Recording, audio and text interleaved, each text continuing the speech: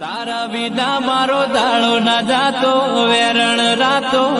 કૂદકે ને ભૂસકે વધતી વસ્તીને કારણે દુનિયાની કોઈ પણ સત્તા કે મહાસત્તા કેમ ન હોય, પણ આવનારા નજીકના સમયમાં ખેતીને સૌથી વધારે મોભાદાર અને રોજગારી આપતો વ્યવસાય બનતો કોઈ નહીં રોકી શકે.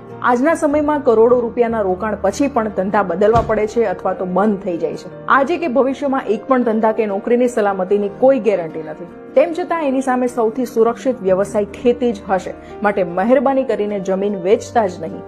તમને અંદાજો પણ નહીં હોય કે ડિજિટલાઇઝેશનના કારણે આવતા 15 થી 20 વર્ષોમાં વિશ્વમાં સંપૂર્ણ પરિવર્તન આવી જશે અને લગભગ 2035 સુધીમાં કમ્પ્યુટર મનુષ્ય કરતા પણ વધારે હોશિયાર થઈ ગયું હશે. આજે ચાલનારા 70 થી 80% ઉદ્યોગો બંધ થઈ જશે.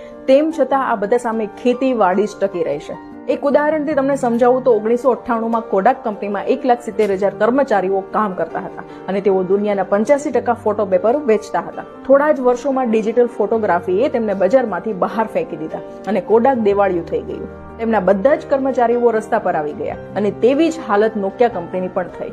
પણ પ્રાકૃતિક ખેતીને અનુસરતો ખેડૂત ક્યારેય બેકાર, ગરીબ કે લાચાર નહીં રહે અને પ્રાકૃતિક ખેતી આધુનિક વિજ્ઞાન કે ટેકનોલોજીની ઓશાળી પણ નહીં રહે. અનેક ધંધા બંધ થઈ ગયા અને ભૂલાઈ ગયા છે, પણ પાછલા કેટલાય વર્ષોમાં અનેક ચડાવ ઉતાર આવ્યા પછી પણ ખેતીનો વ્યવસાય અડીખમ ઉભો રહ્યો છે અને માણસને જ્યાં સુધી પેટ છે ત્યાં સુધી રહેશે જ. ગમે એવા ભૂખમરામાં પણ પોતાનું પેટ ભરવા માટે ખેડૂત સ્વનિર્ભર તો રહેશે જ. જો આવનારા સમયમાં વ્યવસ્થિત આયોજન કરશે તો બજારનો માલિક ખેડૂત પોતે જ હશે. આ વિડીયો ઓછામાં ઓછા 10 લાખ ખેડૂતો સુધી પહોંચે એવી મને આશા છે.